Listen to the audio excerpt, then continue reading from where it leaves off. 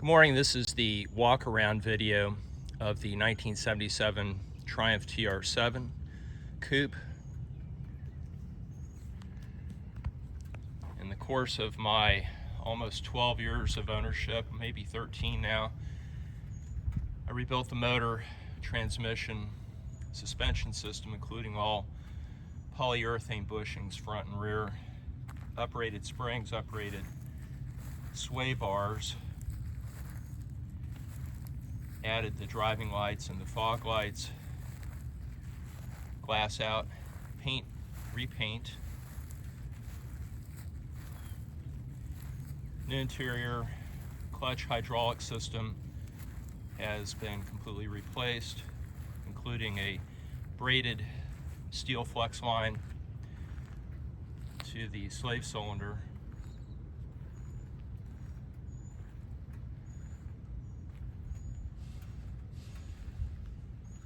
Even though the paint is now about 10 or 11 years old, it still is in remarkable condition.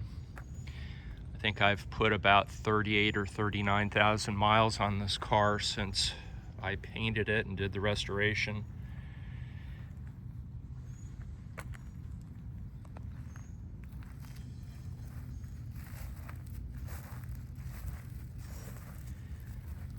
Pretty much everything on the car works as designed, and in some cases I've improved it quite a bit.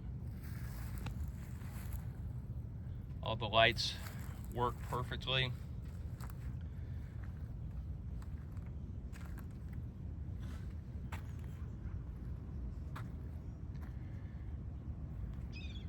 Been really impressed with how well the paint held up over this time frame.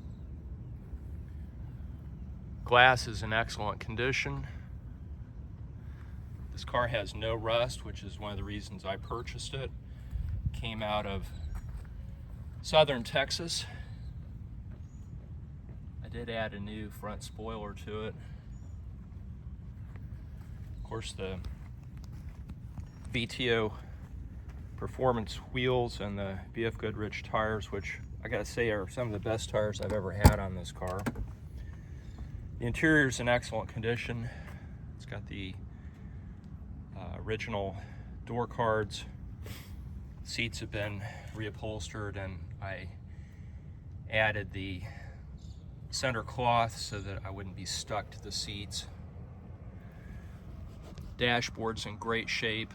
All the gauges work with the exception of the clock, which only works part of the time.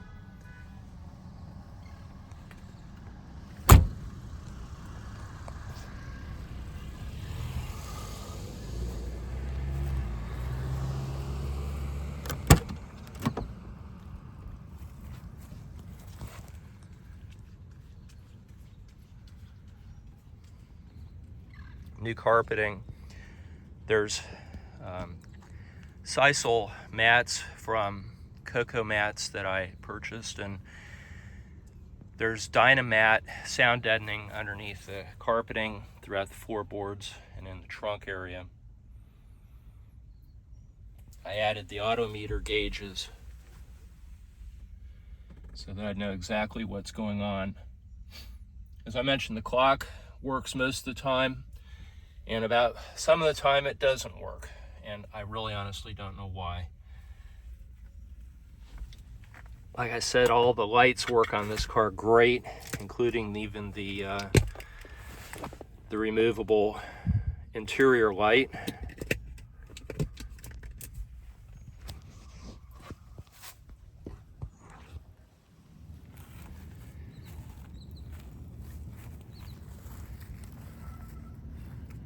I added a third brake light so I wouldn't get run over by people out on the highway.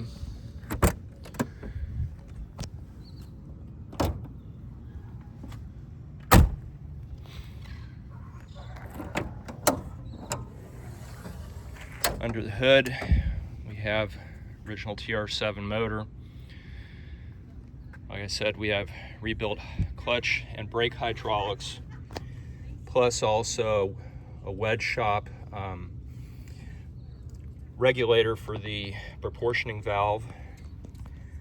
Everything is set up electrically for the air conditioning and the driving lights and fog lights for relays, electrical relays, so we don't burn the system up. I installed a custom Ron Davis aluminum radiator, which really keeps it cool. It's got about 20 or 25% more volume than the stock radiator. There are two electric fans mounted in front of the condenser, which is a 134A condenser. The entire AC system has been upgraded to a modern compressor and modern 134A hoses, and it really works well. I had the exhaust manifold powder coated. I added the SU carburetors from a TR7 in England and rebuilt those.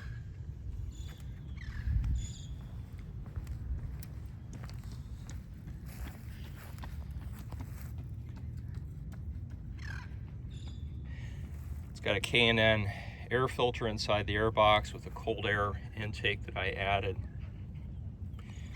Another thing that I did was to provide more adjustability for the suspension and for alignment.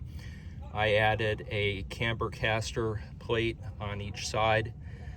This came out of from a company in Australia, and of course it has a modern bearing in the top, so you're not dealing with the really poorly designed upper strut bearing that came from the factory.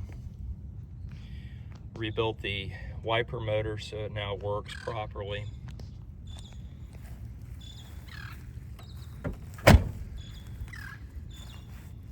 All in all, it's been a really enjoyable car.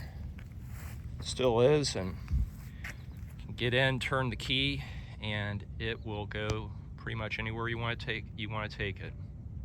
Thanks so much for watching this video.